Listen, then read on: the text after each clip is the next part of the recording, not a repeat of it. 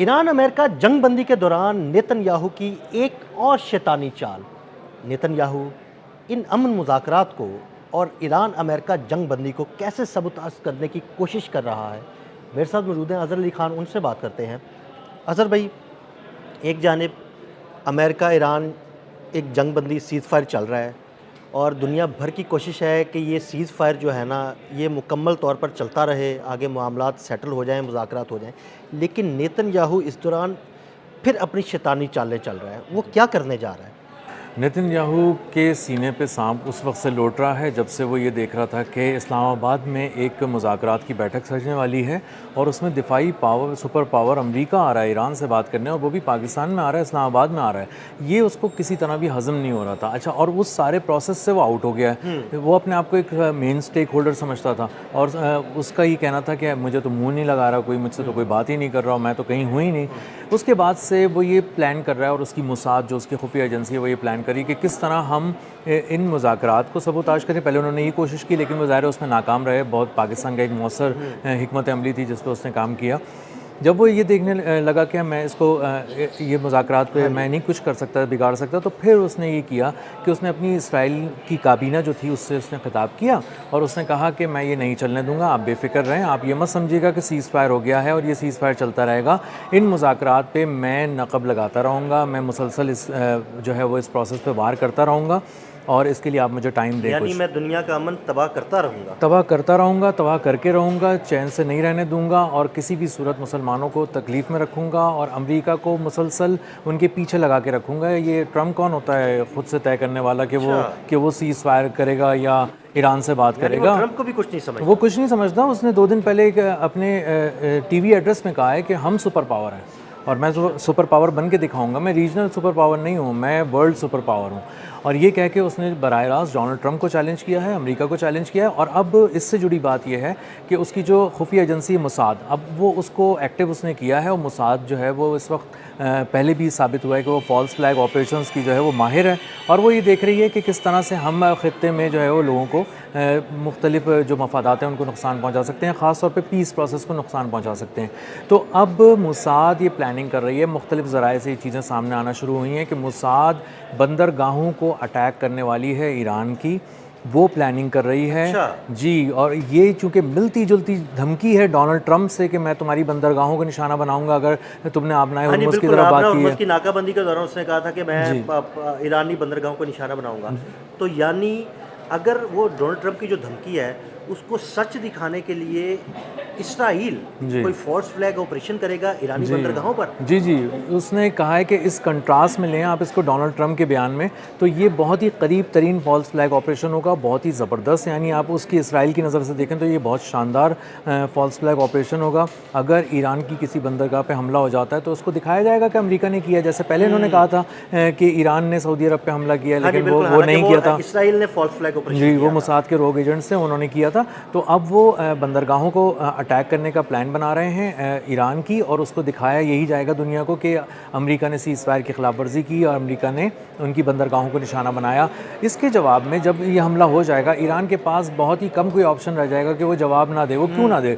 वो मतलब उसके जब आप दिल पे वार करेंगे तो ईरान भी जवाब देगा। बिल्कुल जवाब देगा। और ईरान की तरफ से बड़ा सख्त रद्दमल भी आया कि अगर ईरान की किसी भी बंदरगाह पर हमला किया गया तो खित्ते की कोई भी बंदरगाह बच नहीं पाएगी और उन्होंने पूरे टारगेट लॉक कर लिए हैं। बिल्कुल ऐसा ही है। और ईरान के पास जो है वो पहला तो सामने उसको ये समझ में चूँकि आ जाएगा कि ये इसराइल ने किया है तो वो इसराइल पर अटैक कर सकता है। अब जब वो इसराइल पर अटैक करेगा तो ईरान बुरा बनेगा, क्योंकि वो ऐसा कहेंगे कि यार ये हम तो किसी में थे ही नहीं, सीज़ फायर की खिलाफ वर्जी कर दी है, फिर हम लोग कहीं पे थे ही नहीं, इसराइल का तो कहीं नाम ही नहीं था, आपने हम पे क्यों हमला कर दिया? जाके आप पे अमेरिका ने हमला किया, आप जाके अमेरिका पे हमला करें।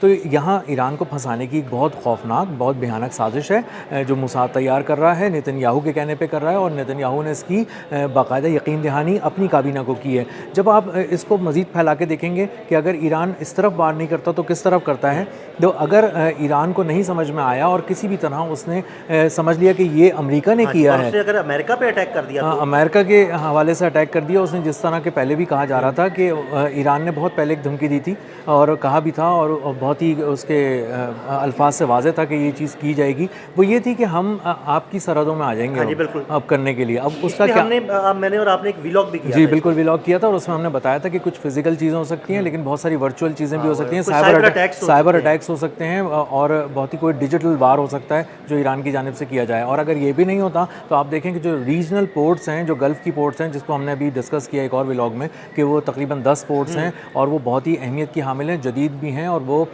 उनमें जदीद तरीन निज़ाम है, AI से जुड़ी हुई सारी चीज़ें हैं, तो वो बहुत ही ऑटोमेटेड किस्म के टास्क सारे अंजाम दे रहे होते हैं। तो ये गैर मामूली नौइयत की पोर्ट्स हैं, बहुत बड़ी बड़ी पोर्ट्स हैं। यहाँ पे बहुत बड़े बड़े वेयर हाउसेस भी हैं। ना सिर्फ इसमें शिपिंग एक्टिविटी होती है बल्कि बिलियंस ऑफ डॉलर्स का सामान हर वक्त मुख्तलिफ ममालिक का रखा रहता है। तो अगर उसको कोई नुकसान पहुँचता है तो ये एक बहुत बड़ी खबर बनेगी। इसका जवाब भी ज़ाहिर है अमरीका को देना पड़ेगा। मुख्तलिफ ममालिक भी हो सकता है कि वो इस पर अपनी खुद मुख्तारी पर इसको हमला करार दें। तो इस वक्त इसराइल एक तीर से कई शिकार खेलने के मूड में है। नेतन्याहू इसीलिए उसने प्लान कराया कि कुछ ऐसा प्लान करके दो कि मैं ईरान को चारों तरफ फंसा दूं। मुझ पे वार करे तो भी बुरा बने, अमेरिका पे वार करे तो भी बुरा बने और अगर खलीज की रियासतों पे करता है तो भी बुरा बने। तो मुसाद ने उसको एक ऐसा प्लान तैयार करके दिया है कि आप किसी भी तरह बंदरगाहों को एग्जीक्यूट करें। अच्छा, इस प्लान को ये प्लान तो किसी तरह मंजर आम पर आ चुका है, लोगों को पता लग गया है, ईरान को पता लग गया है कि ऐसा कोई फॉल्स फ्लैग ऑपरेशन हो सकता है। तो इससे निपटने के लिए ईरान अपनी क्या तैयारी कर रहा है? ईरान सबसे पहले तो अपना दिमाग ठंडा रख रहा है इस वक्त सारे मामले में। आप देखें कि उनके सिफारतकारों ने बहुत ही हैरान किया दुनिया को, क्योंकि वो उन्होंने इस्लामाबाद मुज़ाकरात में बड़े ठंडे दिमाग के साथ उन्होंने मुज़ाकरात में शिरकत किया। हालांकि उससे पहले जितनी शिद्दत से चीज़ें सामने आ रही थी, ऐसे लगता था जैसे एक टेबल पर ये बैठेंगे नहीं, लेकिन वो एक टेबल पर बैठे और बातचीत हुई जी। और उन्होंने हर जुमला जो कहा ना वो सिफारतकारी से जुड़ा हुआ जुमला था। उसमें कहीं जज्बात नहीं थे, कहीं पे कोई लान तान नहीं थी, कोई हमला नहीं था किसी तरह का भी। उन्होंने बहुत ही तरीके से और करीने से अपने तमाम पॉइंट्स रखे, जिसमें वो 160 बच्चे भी थे जो स्कूल में शहीद कर दिए गए मिनाब के। वो एक तैयारा गया उन्होंने बच्चों की तस्वीर जी, और उन्होंने बहुत ही आर्टिस्टिक अंदाज में उन चीज़ों को सामने रखा। उसमें कहीं पे भी ये नहीं कहा कि तुम कातिल हो, तुम यूँ हो। उन्होंने बताया कि तुम जंगी जराइम के मुर्तकिब हो और उसको बहुत ही सिफारती आलाम में किया। सबसे पहले तो उन्होंने अपना दिमाग ठंडा रखा हुआ है। दूसरा ये कि उन्होंने बहुत से अहदाफ जो हैं वो निशाने पे रखे हुए हैं। उन्होंने पहले भी कहा था कि इसराइल के लिए एक बहुत बड़ा सरप्राइज़ तैयार है। अगर इसराइल ने मज़ीद किसी फॉल्स फ्लैग ऑपरेशन के ज़रिए या बराह रास्त कोई अटैक करते हैं या ईरान को कमज़ोर समझते हैं तो फिर हम कुछ ऐसे वार करेंगे जो बहुत ही स्ट्रेटेजिक नौइयत के होंगे। और स्ट्रेटेजिक नौइयत के वार में आप कह सकते हैं कि उनकी ऑयल रिफाइनरी उड़ने वाली है। आप ये कह सकते हैं कि उनके इंटेलिजेंस का जो पूरा एक नेटवर्क है जो इनके पास था और उन्होंने उसको डिस्कस भी किया हुआ है, वो पूरा उड़ने वाला है। इसके अलावा उनकी वाटर फैसिलिटीज़ हैं, डिसैलिनेशन प्लांट्स वगैरह हैं। तो ये बहुत सारी चीज़ें ऐसी हैं जो ईरान के निशाने पर हैं, उसके कोऑर्डिनेट्स उनके पास हैं। और हमें दिमूना की वो न्यूक्लियर फैसिलिटी नहीं भूलनी चाहिए जो उन्होंने एक वीडियो के अंदर मुश्तबा खामनाई को जब एंटर कराया तो उन्होंने दिखाया कि सामने उसके कोऑर्डिनेट्स तक लिखे हुए थे। इन कोऑर्डिनेट्स को लॉक करके कोई भी अगर कुछ फायर करता है तो वो ठीक निशाने पे लगेगा, नाकाबिले तलाफ़ी नुकसान होगा, इसराइल हमेशा के लिए ख़त्म हो जाएगा और ये कहानी ही सारी जिसे कहते हैं ना मुक जाएगी। तो ईरान जो है उसको कमज़ोर नहीं समझना चाहिए। ईरान की इंटेलिजेंस ने सबसे ज़्यादा हैरान किया है दुनिया को, क्योंकि उन्होंने कुछ ऐसी खुफिया मीटिंग्स की जगहें भी निकाली हैं जो तेल अवीव में मैं आपको बताऊं कि मिलने वाले थे। ये लोग मोसाद के बहुत ही अहम दिमाग थे, शैतानी दिमाग जो पूरा प्लान कर रहे थे। तो ये तेल अवीव के बजाय इन्होंने कहा तेल अवीव तो सबकी नज़रों में, हम बिनाए बराक में मिलते हैं। बिनाए बराक की एक बिल्डिंग में मिले, वो भी शहरियों के रूप में मिले, एक आम सिटीज़न के रूप में मिले, उनकी रेजिडेंशियल बिल्डिंग में मिले। तो फिर इंटेलिजेंस ने कहा कि आप पासदारान इनकलाब को लॉक करें ये टारगेट, इसको उड़ाएं।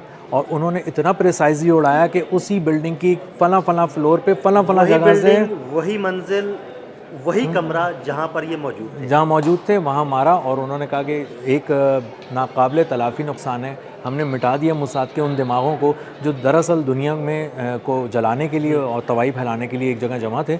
और इसके बाद हमें अंदाज़ा ये होता है कि जब हम दिमूना को देखते हैं तो उन्होंने वहाँ पे न्यूक्लियर रिएक्टर पे उनके हमला किया था एक ईरान ने, वो बहुत ही प्रिसाइज था, वो भी बिल्कुल ठीक था। इसके अलावा केमिकल फैक्ट्रीज़ थी वो उड़ा दी गई, जिसका जवाब जहाँ देना होता है ना ईरान को, वो वहीं देता है और बहुत ही अहम तरीन जगह पे देता है। एक उनकी ड्रोन फैसिलिटी थी, हाँ जी बिल्कुल, उसे भी उड़ा दिया। उसको उड़ा दिया और उसको इतना पीछे कर दिया कि ना वो ड्रोन बना सकते हैं, ना वो आर्मी के लिए हेलमेट्स बना सकते हैं, ना किसी किस्म के गैजेट्स बना सकते हैं। वो टेक्नोलॉजी का एक शाहकार कॉम्प्लेक्स था जो उन्होंने उड़ा दिया। और सिर्फ वो पैसों से नहीं बनता, वो बहुत मेहनत से बनता है, टेक्नोलॉजी से बनता है, बहुत सारे दिमागों को एक जगह ला के बनता है।